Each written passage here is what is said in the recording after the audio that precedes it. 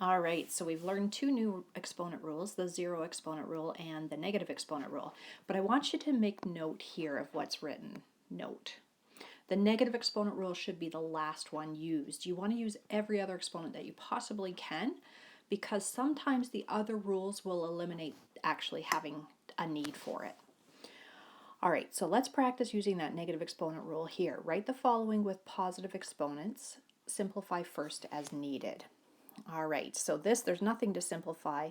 We just have that negative exponent on that base of x.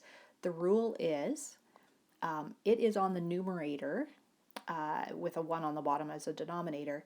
We're going to slide that down to be on the denominator and make the exponent positive 3. And then we just put a 1 on the numerator as a placeholder.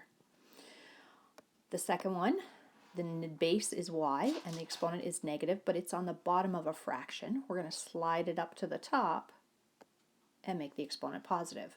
Now I could write that as an over 1, but in the end that doesn't really matter. Dividing something by 1 just makes it what it originally was. So y to the 5 divided by 1 is just y to the 5. Now we found that there was a rule if you had a fraction with a negative exponent, that really means that a has that exponent of negative 4 and b has that exponent of negative 4. That a would slide down to the bottom and become positive 4, and then the b slides to the top and becomes a positive 4, and then you just end up with b over a to the positive 4. Okay, so that could be correct written that way, or this is correct as well, b to the 4 over a to the 4. All right, now I see a dividing here, so I'm going to use the dividing rule. The rule is the bases are the same. We're going to subtract those exponents. So 5 take away 9 is going to give us a negative 4 as an exponent.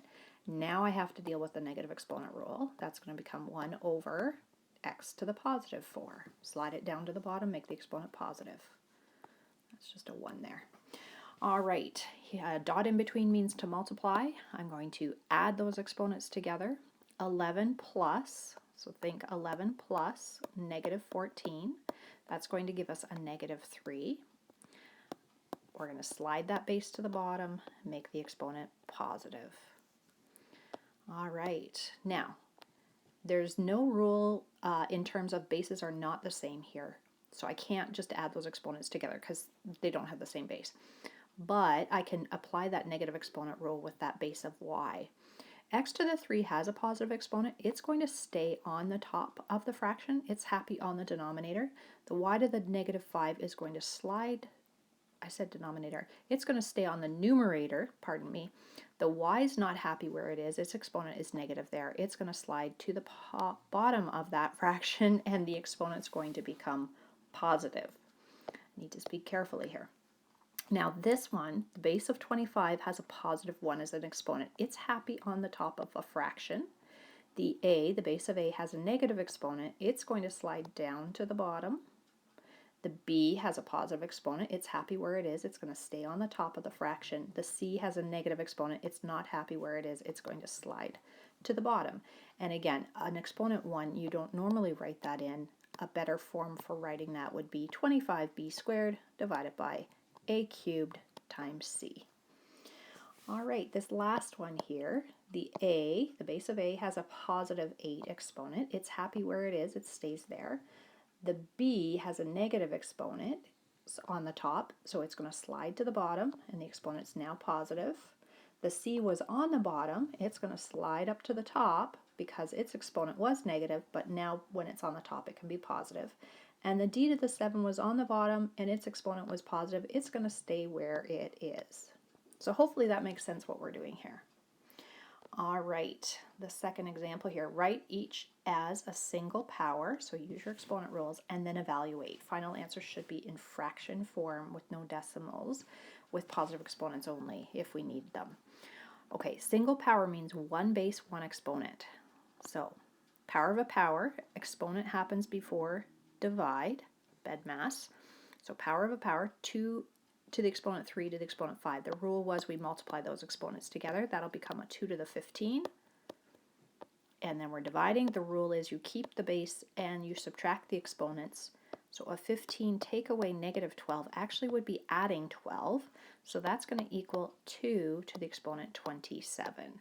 Okay, so that's a single power, one base, one exponent.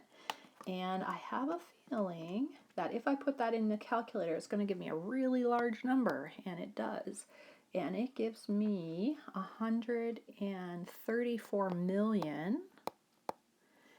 217,728 is the answer. So make sure you know how to use your exponent button. All right, we've got a 5 to the 17. It's going to get divided by, Bedmiss says I have to apply the exponent before I do divide. So we're going to do whatever I have written there, 4 times 5, which is 20. And then the rule is we're going to subtract those exponents. So 17 take away 20 would be a negative 3, which the negative exponent rule, I have no other exponent rules left. That's going to equal 1 over 5 cubed. And then on my calculator, I'm going to actually calculate what 5 cubed is. 5 times 5 is 25, times 5 is 125. So that's 1/125th. So see how I left that in fraction form with no decimals? If I put this into my calculator the way it's written, it's going to pop out a decimal likely for me. All right, let's see what we have here. Let's divide these because bases are the same. And we are dividing. So minus 5 take away 2 would be minus 7. So that's going to give us 3 to the minus 7 multiplied by 0 take away negative 4, which will be positive 4. And then the bases are the same here. And we're multiplying. The rule is we're going to add those exponents. So we have a negative 7 plus 4, which is negative 3. We're going to get 3 to the negative 3, which is 1 over 3 to the positive 3, which is 1 over 27. So again, no decimals there. We don't have to worry about that. All right, next example. Simplify the following. Final answer should be in fraction form, no decimals, positive exponents only. So let's see what we have here. We have, so we've got an exponent on the outside of other power. So this is power of a power. I'm going to apply that first. Remember, negative exponent rule comes last. So I'm going to do my x squared, which is to the exponent negative 2. So the rule is I'm going to multiply those exponents together to get a negative 4. We have a y to the negative 4 to the negative 2. Multiply negative 4 and negative 2 together, we get positive 8. And then the z has a 3, but then an exponent of negative 2. 3 times negative 2 is negative 6. Now we're going to deal with that negative exponent rule. The y has a positive exponent. It's going to stay on the numerator. The x slides to the denominator, becomes a positive exponent. The z slides to the denominator. Its exponent becomes positive. All right, let's see what we have for part B. Okay, so we have this monomial with a bunch of a, b's, and c's, and it's multiplying another monomial. So if the a's, b's, and c's weren't there, it would just say that we have 2 times negative 3. So 2 times negative 3 gives us negative 6. We have an a cubed multiplying an a to the negative 5. The rule is we're going to add those exponents. 3 add negative 5 would be negative 2. We have a b to the negative 5 times a b to the 7. Negative 5 plus 7 would be 2. And then c to the 4 times c squared, 4 plus 2 is 6. And the last thing we need to tidy up is the negative exponent. The 6 has a positive 1 exponent. It stays where it is. Don't worry that the base is negative. It's fine. It's just when the exponent is negative that you have to move things around. And then we're going to end up with an a to the positive 2 on the bottom. All right. Part C. I think this is our last example here.